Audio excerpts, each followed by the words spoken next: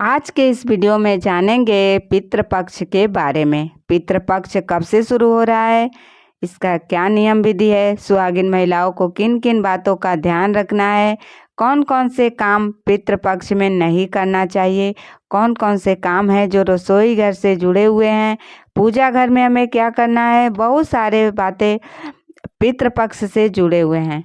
तो आज के इस वीडियो में जानेंगे, तो वीडियो के लास्ट तक बने रहिएगा और सारी बातें समझ लीजिएगा कि आपके द्वारा पितृपक्ष के दौरान कोई गलती ना हो। तो चलिए वीडियो शुरू करते हैं। तो सबसे पहले ये बता दूं कि पितृपक्ष जो है पितरों के लिए माना जाता है। पितृपक्ष में माना जाता है कि पितृ लोग धरती पर आते हैं और वो हमारे आसपास ही रहते हैं।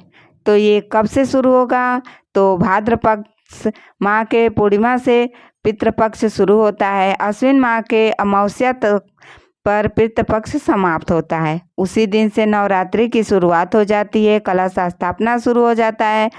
तो सबसे पहले जान लेते हैं कि पितृपक्ष कब से शुरू हो रहा है। पितृपक्ष 17 सितंबर से शुरू हो रहा है, दिन है मंगलवार, और समाप्त हो रहा है अश्विन माह के अमावस्या पर 2 अक्टूबर को। 2 अक्टूबर को समाप्त होगा और 17 अक्टूबर को शुरू होगा। इसी में सभी महत्वपूर्ण बातें ध्यान से रखते हुए करने हैं। तो क्या पितृपक्ष के दौरान पूजा पाठ करना चाहिए कि नहीं, ये जान लेते हैं। तो कर सकते हैं, क्योंकि अपने घर और मंदिर को उपवास नहीं रखना चाहिए। पितृपक्ष के दौरान हम पूजा पाठ कर सकते हैं। जो भी हमारा रोज का पूजा पाठ होता है साधारण तरीके से, उसे हमें रोज करना चाहिए। प्रतिदिन का पूजा हमें करते रहना चाहिए, क्योंकि हम अपने मंदिर को, अपने भगवान को ऐसे भूखा तो नहीं रख सकते, हम अपने मंदिर को उपवास तो नहीं करा सकते।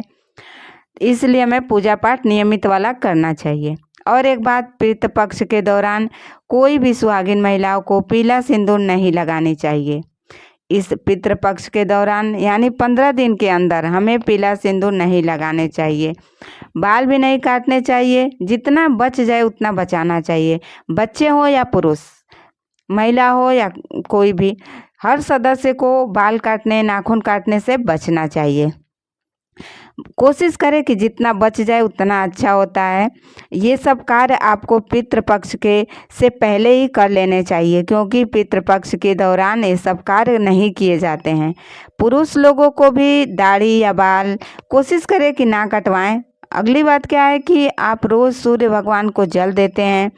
तो पितृपक्ष के दौरान हमें सूर्य को जल नहीं देने चाहिए, क्योंकि जो सूर्य देव को जल चढ़ाते हैं वो हमारे पितृ ले लेते हैं, क्योंकि पितृपक्ष में पितरों को ही जल चढ़ाया जाता है। अगर आपके इधर का नियम होगा जल चढ़ाने का तो आप चढ़ा दे सकते हैं, लेकिन नहीं चढ़ाने चाहिए, क्योंकि सबसे इधर सबके इधर का अलग नियम होता है। जैसे मान लीजिए आपके इधर कैसा नियम होता है, उस नियम को हम नहीं कह रहे हैं कि बदलिएगा, लेकिन अपने नियम को देखते हुए हम आपको बता रहे हैं कि मतलब जल नहीं चढ़ाने चाहिए। अगर आपके इधर चढ़ाया जाता होगा तो कोई बात नहीं है, लेकिन हमारे इधर नहीं चढ़ाया जाता। आप अपने नियम देख लीजिएगा। पितृपक्ष का नियम यही है कि घर का जो बड़ा आदमी होता है, जैसे बड़ा बेटा होता है, जिनके पिताजी ना हो, वही लोग होते हैं जो पितरों को जल देते हैं, यानी कि पानी पिलाते हैं। पितरों के नियमित काला तिल कुसा डालकर कहीं भी दक्षिण दिशा के तरफ मुँह करके जल दिया जाता है। पीपल में भी पानी दिया जाता है और दीपक भी जलाया जाता है। लेकिन आप दीपक जलाएं या पान जल दें, सब किया जाता है दक्षिण तरफ के मुँह करके। पितृपक्ष के दौरान किसी भी पशु पक्षी और भिखारी किसी का भी अपमान नहीं करना चाहिए और ना ही मारना चाहिए पशुओं पक्षियों को, क्योंकि हमारे पितृ किस रूप में हमारे दरवाजे पे आ जाएं, ये किसी को नहीं पता होता है। अगली बात क्या है कि महिलाएं क्या करती हैं कि खाना बनाती हैं, आटा ज़्यादा हो जाता है रोटी बनाते बनाते, तो क्या करती हैं कि फ्रिज में ऐसा गोल बना के रख देती हैं। तो जो गोल बना के हम आटे को फ्रिज में रख देते हैं तो पिंड बन जाता है, और वो क्या होता है कि हमेशा कभी भी नहीं करना चाहिए ऐसा। वो हमारे पितृ होते हैं, वो आके छू देते हैं। अगर आप उस आटे का रोटी बना के खाएंगी चाहे बच्चों को अपने परिवार में खिलाएंगी तो ये अच्छा नहीं होता है। इससे ये गलती नहीं करनी चाहिए, क्योंकि हमारे पितृ इससे नाराज़ होते हैं और पितृ दोष भी लगता है। पितृपक्ष में ये गलती ना करे तो वैसे तो हमें कभी भी नहीं रखना चाहिए, कभी ये गलती नहीं करना चाहिए, लेकिन पितृपक्ष में तो भूल से भी नहीं करना चाहिए। सबसे ज़रूरी बात आपको बता दूं कि कभी भी अपने रसोई घर को उपवास ना छोड़ें। आप खाना बनाती हैं तो आप एक रोटी, सब्जी, एक गिलास पानी अलग से निकाल कर ढक कर आप रख दीजिए। और ये सिर्फ पितृपक्ष में नहीं, आप हमेशा आपको ऐसा करना चाहिए। हमेशा पितृपक्ष में जब आप खाना बनाती हैं तो जूठा नहीं हुआ रहता है खाना। जैसे कि कोई खाया नहीं है, आप खाना बनाई हैं, भगवान को जैसे भोग लगाती हैं, वैसे ही पहले आप भगवान को भोग लगाएं, फिर पितृ को के लिए एक रोटी, सब्जी और एक गिलास पानी अलग से निकाल के ढक के रख दीजिए।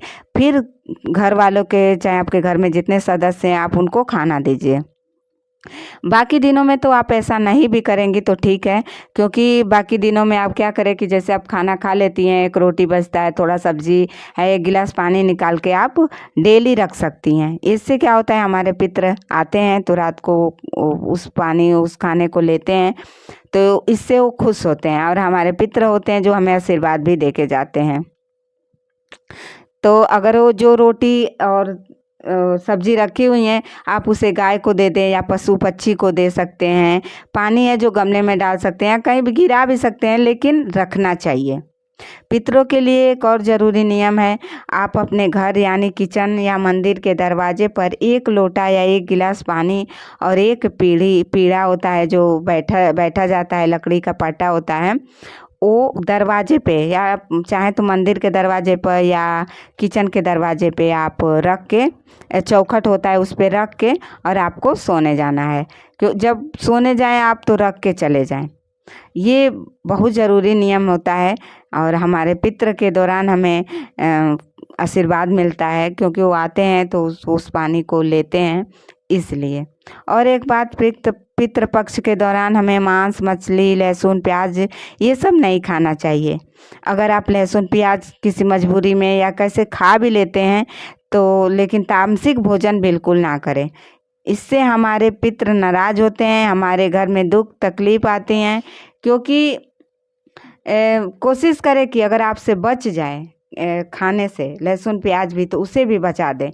अगर नहीं बचता है तो लेकिन मांस, मंदिरा ये सब चीज़ें हमें पितृपक्ष में नहीं करना चाहिए। ये कार्य आप सभी लोग करिएगा। ध्यान में रखकर पितृपक्ष के दौरान कोई पूजा पाठ अनुष्ठान, जैसे बड़ा घर में कोई पूजा रखते हैं, अनुष्ठान रखते हैं, शादी विवाह का, लड़का लड़की का वो करवाते हैं, जैसे शादी ब्याह तय करवाते हैं, तो ये सब हमें अपने घर में नहीं करने चाहिए। पूजा पाठ, कोई बड़ा अनुष्ठान, कथा उथा होता है, वो सब नहीं करवाने चाहिए। पितृपक्ष के दौरान इन सब चीज़ों से हमें बचना चाहिए। आपको जो करवाना है पितृपक्ष के पहले करवा ले या बाद में करवाएं। और महिलाओं के लिए आपको हम बता दें कि नया कपड़ा, बच्चों के लिए चाहे किसी के लिए नया कपड़ा पितृपक्ष में नहीं पहनने चाहिए और पीला सिंदूर भी नहीं लगाने चाहिए। इन सब कार्यों से हमें बचना चाहिए। और ये रही पितृपक्ष की नियम विधि। वीडियो अच्छी लगी हो तो चैनल को लाइक और सब्सक्राइब ज़रूर करें।